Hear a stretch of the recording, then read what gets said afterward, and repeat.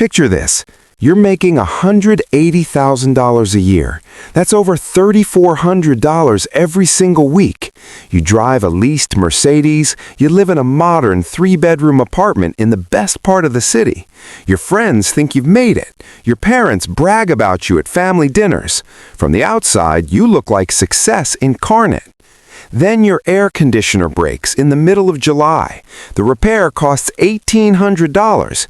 You reach for your credit card because your checking account is sitting at $340. And in that moment, standing in your expensive apartment, sweat dripping down your back, you realize something terrifying. You have less than $500 in actual savings. You make $180,000 a year and can't afford a basic emergency without adding to your debt. Sit with that for a second. Let it sink in. How is this even possible? Here's the truth nobody wants to say out loud. You're not building wealth. You're running on a treadmill in expensive shoes. Every dollar that comes in flows right back out. You're a pipeline, not a reservoir. And this isn't some rare tragedy. This is the quiet reality for millions of high earners right now. You make great money on paper, but you're still one bad month away from everything falling apart. This is what I call the cash flow trap, and if you're living in it, you already know how suffocating it feels. I'm David, and I've spent years studying why brilliant people with big salaries end up broke. What I discovered changed everything I thought I knew about money.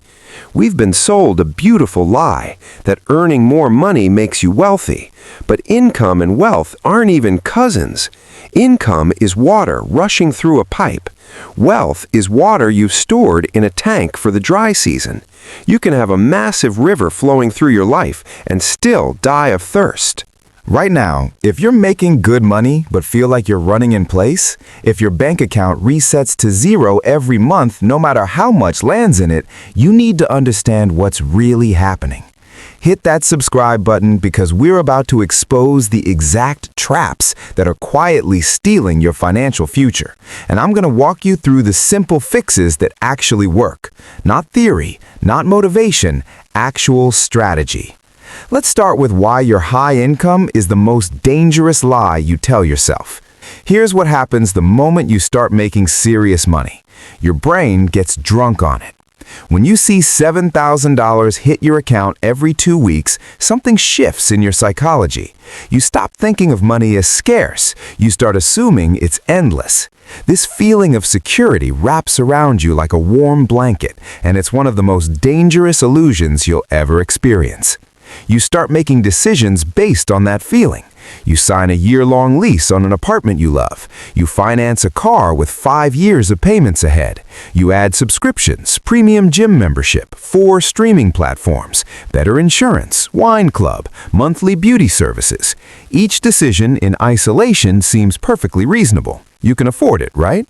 But together, they create something sinister, a lifestyle that requires every single dollar you make just to keep the lights on.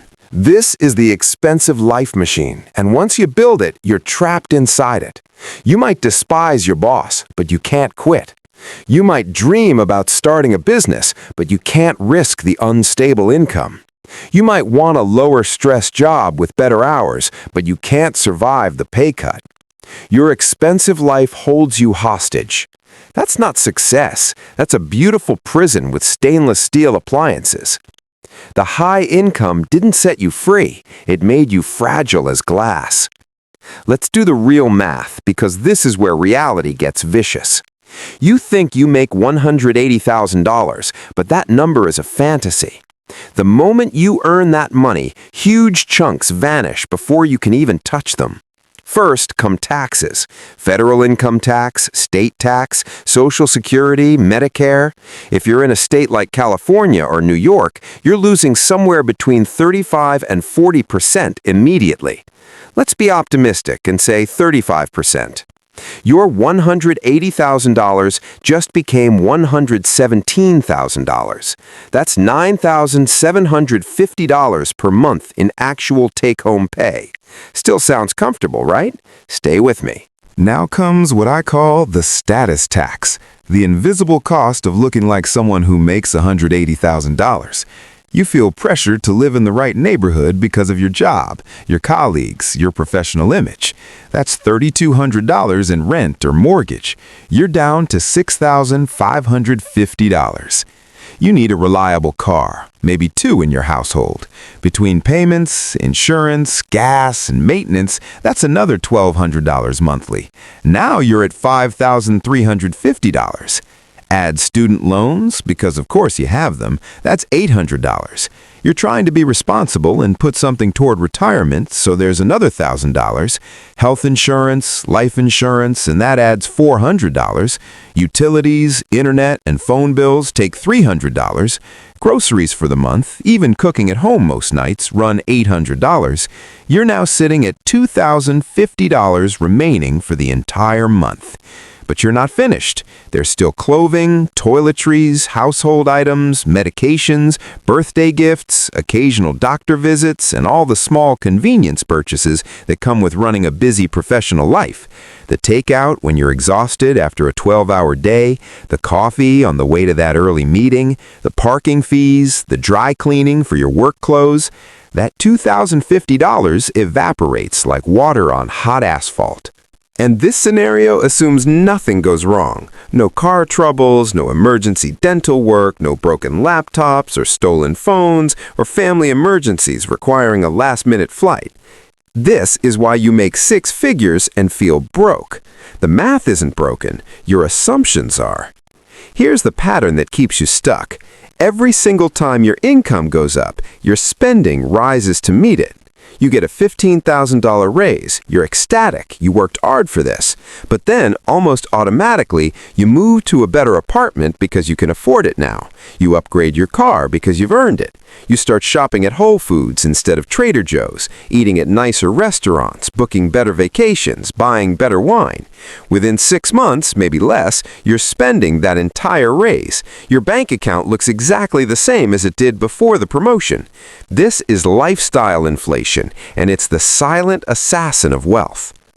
Here's the thing most people miss completely. Wealth doesn't live in your income column. Wealth lives in the gap between what you make and what you spend. That gap is everything. That gap is your only chance. Think about any successful business. If a company brings in $10 million in revenue but spends $10 million on costs, that company is failing. Zero profit means zero growth, zero resilience, zero future. Yet we run our personal lives with this exact broken logic. We aim to spend everything we make. We treat breaking even as an accomplishment.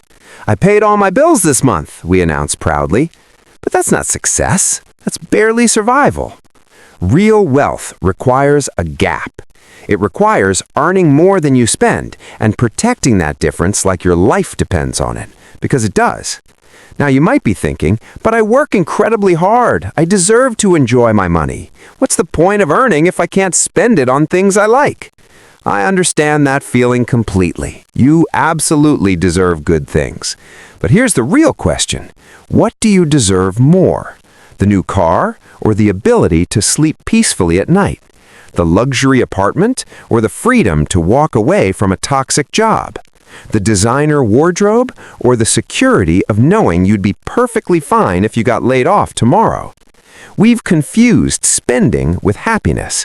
The new purchase gives you a sharp hit of dopamine, but it fades within weeks. 3 weeks after buying that new car, it feels normal. It's just your car now. But you know what doesn't fade? The deep, quiet confidence that comes from having a year's worth of expenses saved.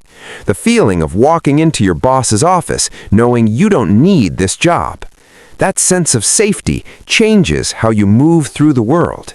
That feeling is a luxury no watch or handbag can touch.